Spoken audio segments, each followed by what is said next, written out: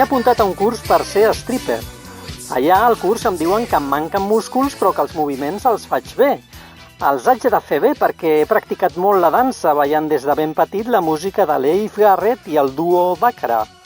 De totes maneres, estic fent força gimnàs per aconseguir uns bons abdominals i, en general, un cos més musculat. El metge em diu que si passo dels 2.000 abdominals diaris, igual em surten 2 hèrnies discals i les cervicals m'acaben bullint tot el dia. Però val la pena arriscar-se perquè els strippers lliguen més. Ara bé, jo no ho faig per això únicament. Ho faig per demostrar al món que un pot ser stripper i tenir parella estable i opinar sobre temes profunds.